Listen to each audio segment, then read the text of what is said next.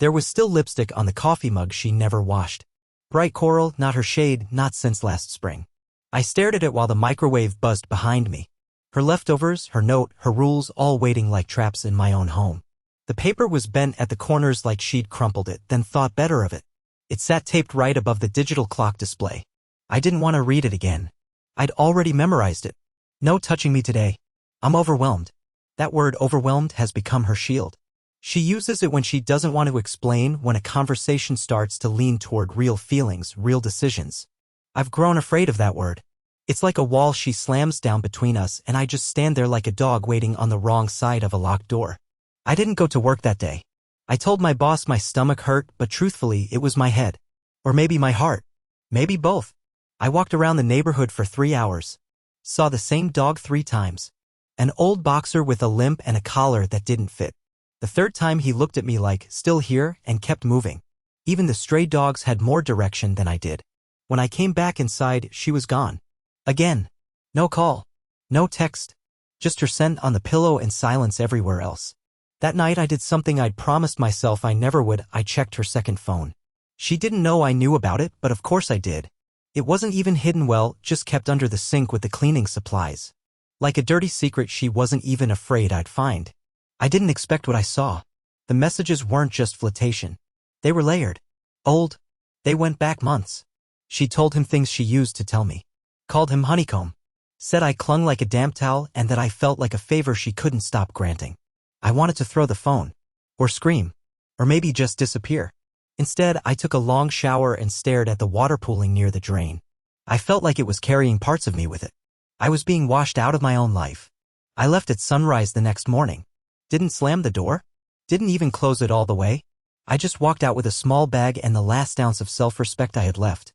On the kitchen counter, I left my own note folded and creased, just like hers. No more us. Goodbye. No explanation. No drama. Just finality. I don't know where I'm going. I'm writing this from a laundromat on Carson Street while my clothes tumble like my thoughts. No one here knows me. No one asks why my hands won't stop shaking. But I'm still here. Somehow. And for the first time in a long time, I don't need her permission to breathe. The worst part wasn't the note or the second phone or even the messages calling me a ghost in my own marriage. The worst part was how not surprised I was. That silence between us had grown roots. I'd been trying to pretend it was just seasonal. Temporary. Like a harsh winter before the thaw. But no. She had been gone long before her body ever left the house. I was the only one still pretending there was warmth left in the walls. I drove 3 towns over and found a small furnished apartment listed on a local board. The landlord was an old guy named Vince with a crooked eye and a keychain full of brass rings. He didn't ask questions. Just gave me a short tour and a longer look that said he'd seen this before. He handed me the key and said it's month-to-month cash only. No loud music after 9. That was fine. I didn't feel like hearing anything anymore, not even my own thoughts. The place was quiet, too quiet. I noticed how every footstep echoed.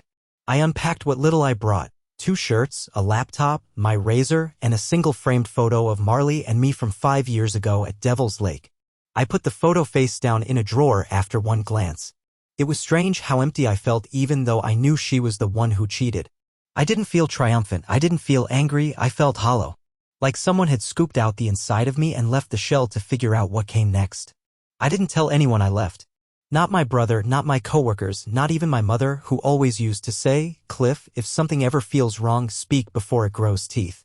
Well, it had grown teeth. Fangs, actually. And it had already chewed through everything. That night, I ordered cheap takeout and sat cross-legged on the hardwood floor. No TV. No music.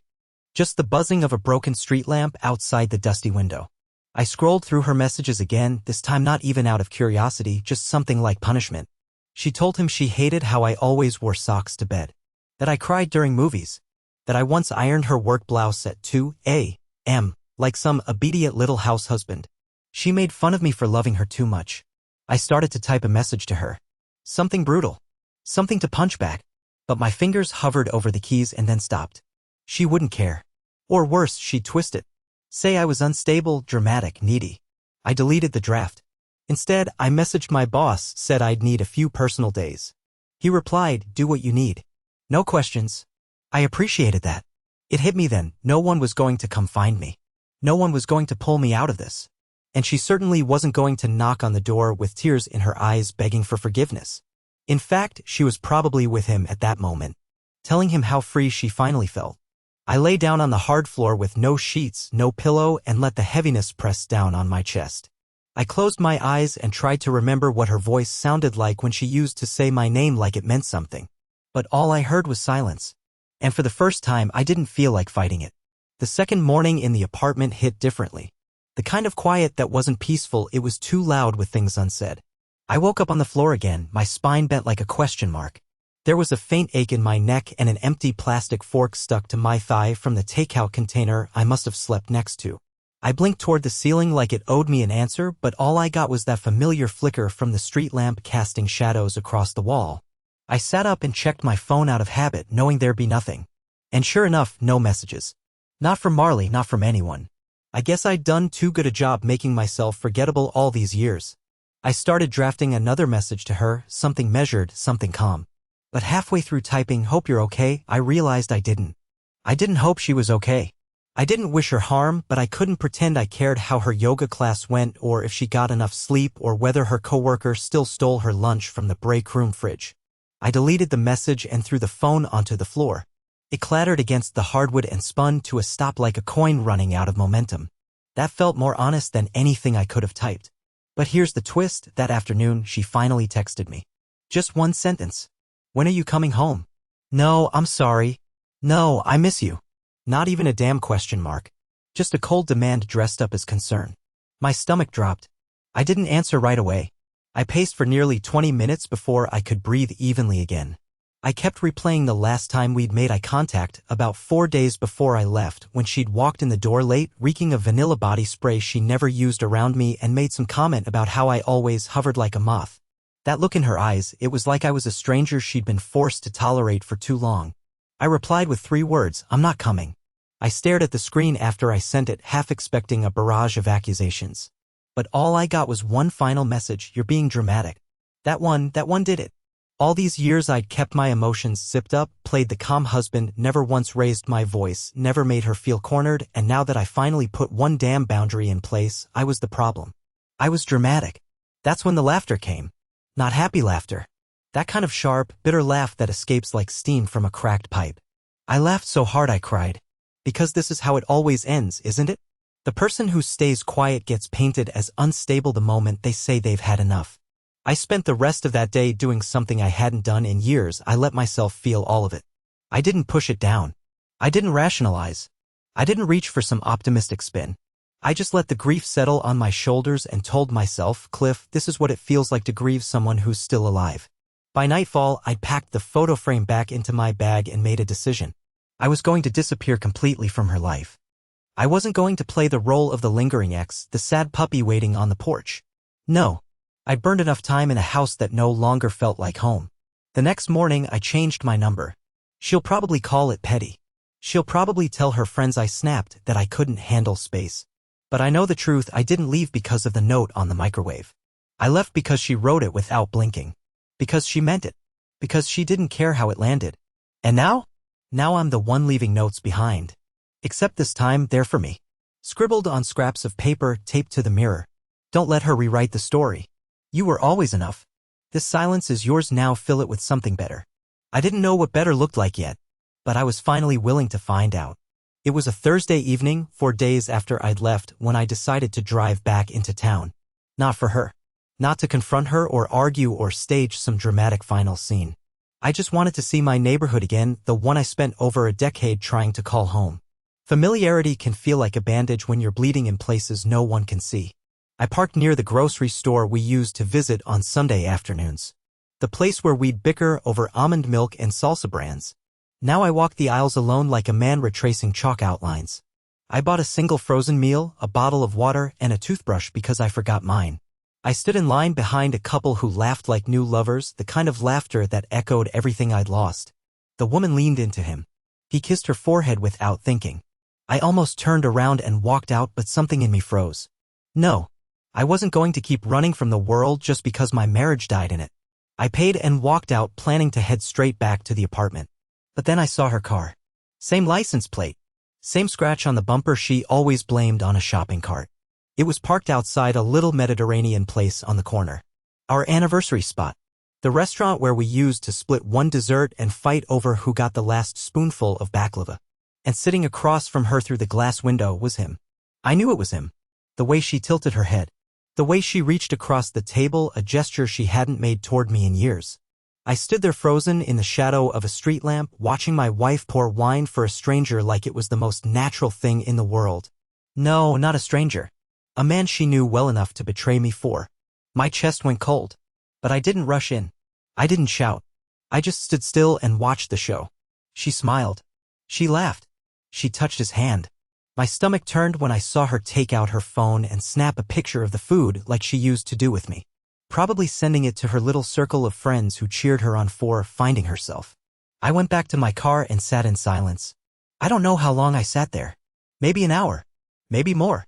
Long enough for the windows to fog slightly and the world to keep turning without me. When I finally started the engine, I didn't drive away. I circled the block, came back, and parked again, this time a few buildings down. I got out and walked straight into that restaurant. The host looked up. "Just you?" he asked. "Yeah," I said, my voice steadier than I expected. "But I want a table near the window." He seated me 2 tables away from them. They didn't notice me at first. Her back was to me. His head was down, scrolling on his phone while she sipped her wine. It would have almost looked romantic if I didn't know better. But there was something else, something weirdly hollow about the way she smiled at him. As if even now, even with her chosen escape plan sitting across from her, she was still playing a part. Then she turned. Her eyes met mine. And for one brief, trembling moment, she went pale. She blinked like she wasn't sure I was real. I just tilted my head slightly, no expression. No rage. No pain. Just presence. She whispered something to him. He turned, looked at me, then back at her. I could tell he didn't recognize me. Good. Let her be the one who had to explain. I didn't approach. I didn't need to. I pulled out a small envelope from my jacket and placed it on the table in front of me. Inside was the official notice of my number change, a voided bank account, and a photo, a screenshot of one of their more vulgar texts. I wasn't going to shout. I wasn't going to make a scene. I just wanted her to know that she hadn't gotten away clean. I waited. I watched her grow visibly tense. She stood suddenly, muttered something I couldn't hear, and grabbed her purse. He looked confused, followed her out moments later. I stayed seated, calmly sipping water until the waiter brought the check. I left the envelope where she could see it if she ever returned, then walked out without looking back. I didn't need closure. I needed clarity, and now I had it. She had already replaced me, rewritten me, made me into the villain in whatever story she told herself. But I didn't have to live in that script anymore. I went back to my apartment that night and opened the window. For the first time in weeks, I let fresh air in. I tossed the frozen dinner and cooked something for myself. Not fancy, just pasta and garlic bread. But it was mine. No more bending myself into a shape she could tolerate. No more shrinking. No more trying to win her back. She could keep her wine dates, her vanilla body spray, her rewritten history. I was writing a new one of my own. And this time it wouldn't start with a note taped to a microwave. The morning after the dinner, the one where she locked eyes with me and looked like she saw a ghost, I woke up to 24 missed calls. All from numbers I didn't recognize. No voicemails. No texts. Just silence hiding behind a row of unfamiliar area codes. I didn't panic. I just stared at the screen and let the coffee burn on the stovetop. I knew what was coming next. This was the part where the people around her started piecing things together, not because I told them, but because she never expected to get caught in the open. She never thought I'd actually leave. That was always her greatest illusion, that I'd stay. That I'd tolerate. That I'd simmer quietly and wait to be loved again. Around noon, I got a message from Layla. She's Marley's cousin. The only one in her family who ever seemed to see me as something more than a placeholder.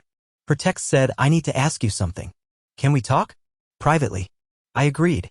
We met at a public bench outside the public library, of all places. It was drizzling, not enough to run for cover, but enough to make you feel like everything around you was soaking in secrets. Layla sat down beside me and didn't say anything for the first few minutes.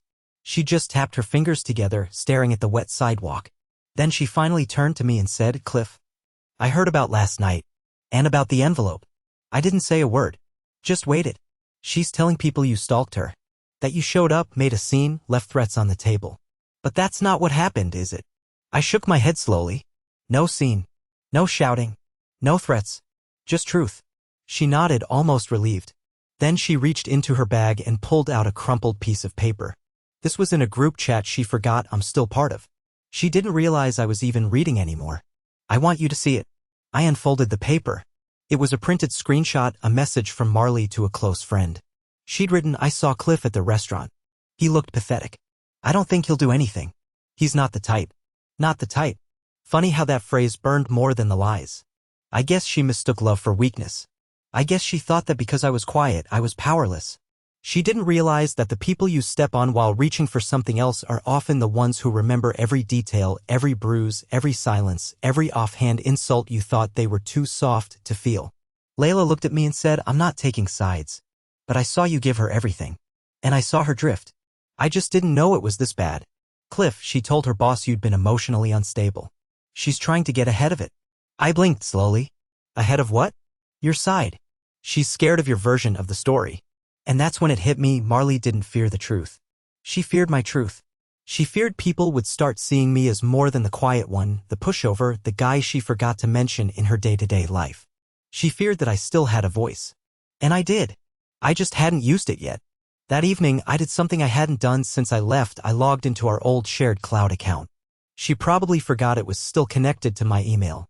Inside, I found a folder labeled Work Trips. Most of it was innocent hotel receipts, itineraries. But tucked between travel docs and restaurant menus were photos. Dozens of them. Selfies with him. Kisses in hotel mirrors. Pictures at beaches I was told were solo retreats. And in the background of one, blurry but unmistakable, was the necklace I bought her for our anniversary. The one she said she misplaced. I downloaded every single file and created a backup. Not to use against her, not for court, but to remind myself this was real. That I wasn't making it up. That gaslighting didn't win. I started writing. Not a message to her, not anymore. But to people who needed to know the full picture. Our mutual friends, her family, a few people who'd asked me what happened in cautious whispers. I didn't write with venom. I didn't write to destroy her. I wrote for peace. I laid out the timeline. The texts. The messages. The photos. My part in it too, the way I ignored the signs, the way I kept trying long after she stopped, the way I let myself fade into the background. And I ended it with one line. Sometimes love doesn't fail, it just gets replaced. I hit send. Then I turned my phone off and went outside for the first real walk I'd taken since leaving her. No destination. Just motion. I let the rain hit my face like forgiveness. I let the wind remind me I still existed. I don't know what's going to happen next. Maybe there'll be backlash. Maybe Marley will come storming into my silence with more accusations, more spin. But I'm ready now. Not to fight, but to stand. I've spent years shrinking myself to fit the frame of her expectations. Not anymore. This story isn't hers anymore. 2 days after I sent that message to the people who deserved to know the truth, the fallout started. It didn't come all at once, it came in waves like a tide pulling back just enough to make you think it's safe, then slamming back in with something sharp beneath the surface. My phone, which had been silent for days, started buzzing again. Not from Marley. She went radio silent, smart, or maybe just cowardly. But others? Friends. People I hadn't spoken to in years. Even a few names I had long accepted as her people.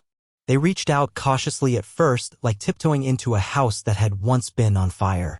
One message that stood out came from Todd, a guy I'd always found loud, shallow, always took Marley's side in every petty argument, always ready with some backhanded joke about how soft I was. He wrote, "I just want to say. I had no idea it went that deep. If I did, I would have stepped in. I thought you were exaggerating. I was wrong." I stared at the message for a long time. I didn't respond. I wasn't angry. I was just done trying to explain things to people who never bothered to ask before. It was like people were only seeing me clearly now that I was broken and standing alone. But part of me didn't care anymore because the truth was finally dragging her carefully curated image into the daylight and it wasn't holding up. A friend of hers, Erica, someone who used to post old photos of the two of them with syrupy captions like "Soul Sisters Forever," sent me something that nearly knocked the air out of my lungs. A screenshot of a group chat. Marley had been laughing about the envelope I'd left on the restaurant table. He tried to be mysterious like it was some big movie moment, she wrote. So theatrical. I bet he practiced in the mirror. And yet, the same chat just a few lines down was her complaining that people were siding with me. That she was being portrayed as the villain and how men get sympathy just for staying quiet. That was when I realized something terrifying. She didn't regret cheating. She didn't even regret lying. She regretted that I didn't fall apart the way she expected me to. That I didn't beg. That I didn't scream. That I didn't show up at her door sobbing and apologizing for driving her away. She wanted me to be the narrative she'd prepared for, the overbearing husband, the emotionally needy wreck, the guy who couldn't let go. But instead, I disappeared. I vanished from the version of the story where she got to play victim. And now her grip on the script was slipping. That same day, Layla called again. This time she sounded breathless. Cliff, I probably shouldn't be telling you this, but Marley tried to get ahead of it at work. Told HR that you'd been showing up places and harassing her. But then someone from the office had seen you at the restaurant and said you never spoke to her. Now she's under review for manipulating internal complaint procedures. I leaned against the window and laughed, not because it was funny, it wasn't, but because it was exactly what I'd feared, and it was finally crashing down. Her version of the truth was collapsing under its own weight. Not because I tore it down, but because lies rot from the inside when you stack them too high. That night I did something unexpected. I made a proper dinner. Real food. Chopped vegetables, baked salmon, even set the table for one. I played music. Not sad stuff. Jazz, actually. I didn't do it to celebrate anything. I did it because it was mine. A moment of normalcy that had no trace of her in it. Halfway through eating, I got a knock at the door. I wasn't expecting anyone. It wasn't Marley. It was her mother. We hadn't spoken in over a year. The last time we saw each other was at Thanksgiving, and even then she'd seemed distant, polite, but distant. Now, she stood on my doorstep in a raincoat, holding something wrapped in tissue paper and a look on her face that was hard to read. Can I come in? She asked softly. I stepped aside. She walked in slowly like the room might collapse beneath her. She placed the bundle on the table and sat across from me. Then, without ceremony, she said, I know everything. And I need to apologize. I blinked. What? She nodded. I believed her. I always believed her. But Layla showed me the messages. The pictures. I can't believe what she's done. I didn't say anything. What was there to say? She gestured toward the bundle. She asked me to return this. Said she didn't want it anymore. I think she meant it to be cruel. But I don't think she realizes what she's throwing away. I unwrapped the tissue paper. It was her wedding album. The leather-bound book I spent months customizing. Pages of frozen smiles, fake and real. The one thing I'd thought she'd cling to out of guilt if nothing else. She threw it away. She said you can keep it, her mother added. I think she wants to erase all of it now. I stared down at the album. I didn't cry. I didn't even blink. I just quietly reached into the trash bin beside me and dropped it inside. It landed with a dull thud. Her mother flinched. I'm sorry, Cliff. I looked her in the eye for the first time. I'm not. Not anymore. She nodded slowly, then stood and left without another word. And just like that, the last piece of her that ever lived in this apartment was gone. It was around 3 a.m. when I woke up to a noise I hadn't heard in weeks, my own name being spoken by someone I no longer trusted. Not in person. Through the thin walls of the apartment, muffled and blurred by layers of drywall and distance, but there it was. Cliff, it was coming from the hallway. At first, I thought I was dreaming. I sat up slowly, blinking through the fog of sleep, and then I heard it again, louder this time. Cliff, I know you're in there. Please. I didn't move. I just sat in the dark, heart thudding, as her voice curled through the cracks like smoke. She was right outside my door. Marley, please talk to me, she called again. I didn't mean for any of this to happen like this. Just, let me explain. Let her explain? Now she wanted to talk? After weeks of silence, of smirks, of rewriting history in group chats and office gossip? She was here now, and I couldn't tell if she was desperate or calculating. Maybe both. I stood behind the door but didn't open it. I didn't speak. I just listened. You disappeared, Cliff, she said.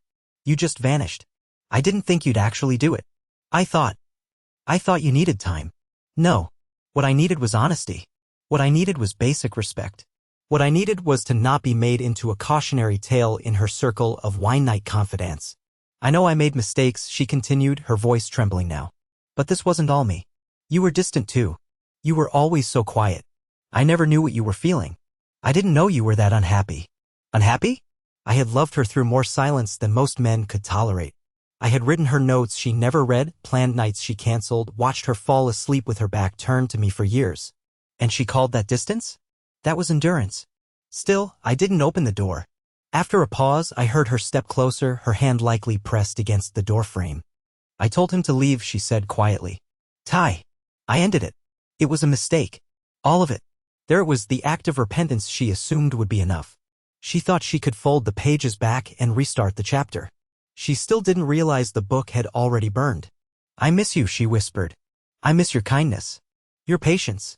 I didn't think you'd be strong enough to walk away. I was wrong." That part hit. I'll admit it. Not because it made me feel proud, but because it made me realize something dangerous. She'd never seen me. Not really. I was only valuable to her when I was weak, when I was begging. She didn't miss me. She missed the version of me she could control. The one who apologized for being ignored. She knocked once, then again, softer. "Cliff, just open the door. Please." I took a breath. Deep. Steady. And for a moment I considered it. Not to take her back, God, no, but to look her in the eye and tell her everything I hadn't had the strength to say before. But then, I heard it. The thing that froze me in place. She sighed and muttered, not realizing I could still hear her, "God, he's even spineless now. Can't even face me." And that was it. The door remained closed. My hands unclenched. My pulse steadied. I didn't feel rage. Just something colder, clarity. I waited until her footsteps finally faded down the hall, waited another 20 minutes just to be sure. Then I opened the door to find a note she had slid underneath. It was short, sloppily written. "This doesn't have to end this way. We could still fix it. We could pretend none of this happened." Pretend. That was always her solution, wasn't it? Pretend the silence wasn't brutal. Pretend I didn't notice the perfume she only wore around strangers. Pretend her laughter wasn't meant for someone else. I tore the note in half and dropped it in the trash without a second thought. And that's when it hit me. I wasn't angry at her anymore. Not really. I was just done. There's a kind of peace that comes with finally letting go of the rope you've been gripping with bloody fingers. The rope that only pulled you deeper into someone else's storm. That night, I wrote one final entry in the journal I'd kept since leaving.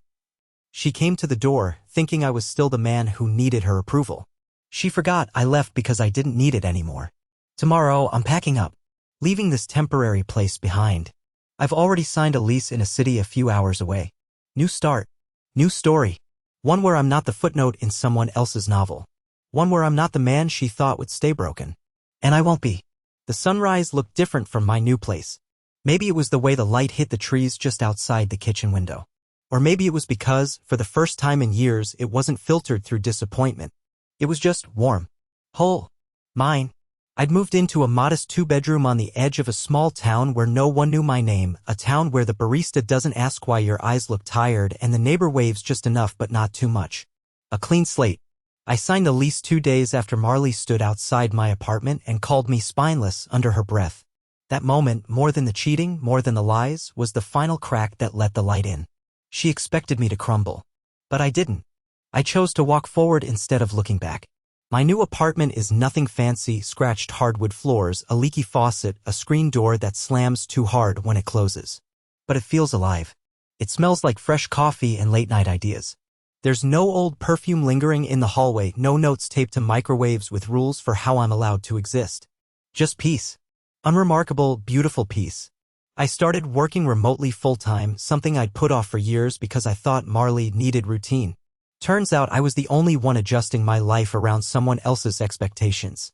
Now I sit by the window with my laptop, typing reports while listening to birds argue about territory in the branches.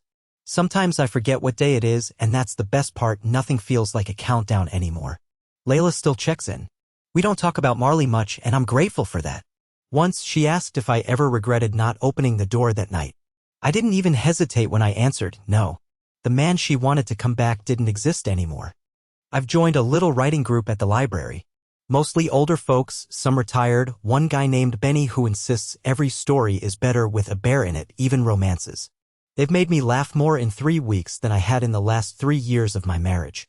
One of them, her name's Phoebe, asked if I wrote about love. I smiled and said, not yet. But maybe someday. And that's the truth. I'm not bitter. I'm not jaded. I still believe in love, just not the kind that makes you feel small. Not the kind that weaponizes your kindness or twists your silence into weakness. I want the kind of love that doesn't come with a list of exceptions or conditions.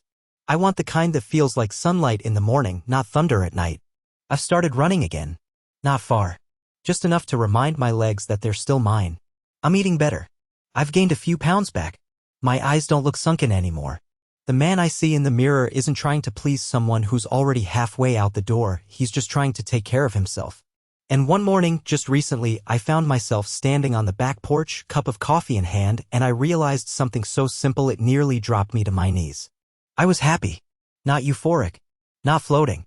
Just quietly, wholly content. For the first time in what felt like a lifetime, I took a deep breath and nothing inside me resisted it. Marley? I don't know what happened to her story. I stopped keeping tabs. Maybe she's still chasing something she'll never find. Maybe she tells her version of things to people who don't ask questions. That's fine. She can have her story. Because I have mine now. And it doesn't end with heartbreak. It doesn't end with a door that stayed shut or a note left on a microwave.